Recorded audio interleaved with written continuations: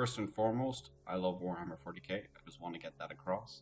But before I continue and talking about what I'm going to talk about, I'm going to mention that if you see my eyes moving like a lizard from left and right, I am not an alien. I'm using NVIDIA Broadcast, and NVIDIA Broadcast allows me to have this silhouette. But as you can see here, I'm not actually looking at you. There you go. See how weird that is?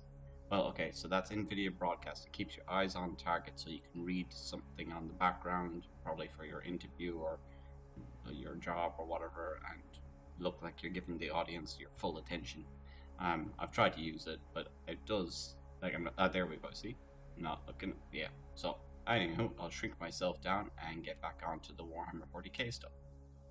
So, Warhammer 40k, this is I'm also testing out some stuff with ComfyUI for manipulating videos, but I did notice that if you turn stuff into GIFs and put it into DaVinci Resolve, they don't actually come through in the full video. So we're watching this from DaVinci Resolve.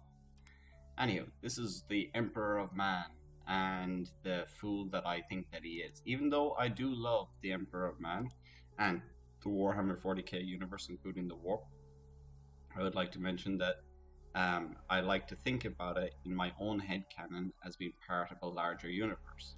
So first of all, we're aware of the warp and what it can do to you, and I will also mention some of the other species that I love in it. So for example, the Tau, the Eldar, the Orcs, and the Necrons. Necrons are probably one of my favorites overall, mostly because of Trazyn the Infinite and the fact that he's like an old man in a lot of different ways. Anywho, and he has that fight with Orokin. I love that.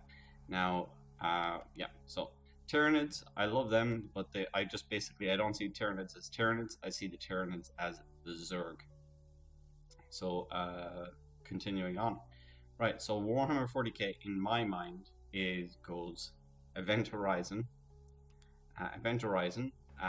Which I think that if you actually saw the movie, you can see why I think that is the case. They go through a warp between one place and another, and they meet basically what happens in the warp: demons, chaos, monsters, everything, and they get manipulated and go crazy. So this is Sam Neill, which if you saw Jurassic Park and you see him in this, you're thinking, wow, that's a big divergence. So that's set in the year 2047. So even though then next in line is the Furion Riddick. Now I see the Furion Riddick as kind of a perfect Cadian, and he would suit that amazingly well. But there is no timeline for when that movie was set. Continuing on from there, and I do like that period or that movie quite a lot. For example, you have the Necromongers coming in, conquering planets. It's very much like the Warhammer 40k universe, and I think it's quite fun. And I really did enjoy it when it did come out in like 2010, I think it was. So Dune, on the other hand, now this one is the biggest connection to the Warhammer 40k universe, but there are a few things wrong with it.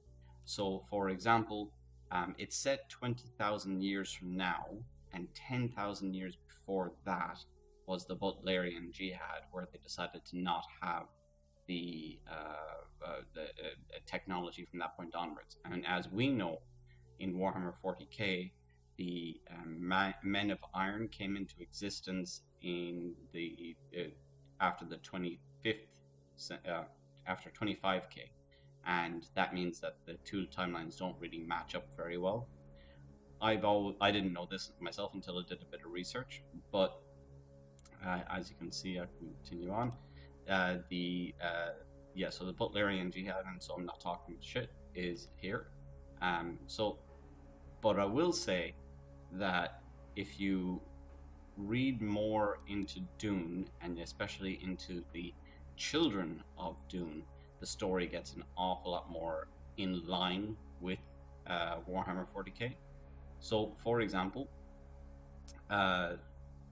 spoiler alert, by the way, the Emperor, or which is the worm, Paul Atreides, I think, or his son actually, ends up becoming a long-lived person and has this golden path, and then ends up dying at some point. And the whole reason for his golden path was to try and avoid another AI revolution that could wipe out all living creatures. And the idea was that they spread throughout the galaxy, and he had to maintain control for such a long time so that he could actually guarantee the survivability of the human race.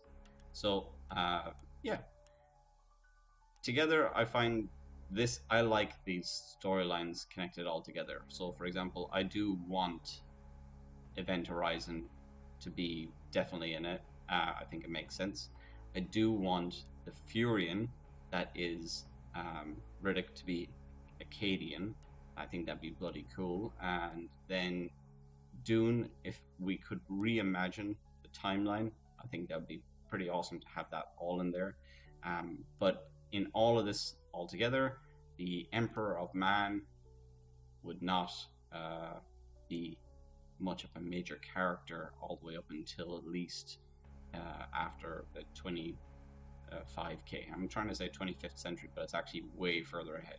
So yeah, this is my short headcanon about where Warhammer 40k is. Have a good day, everyone. Bye. Check out NVIDIA. It's good.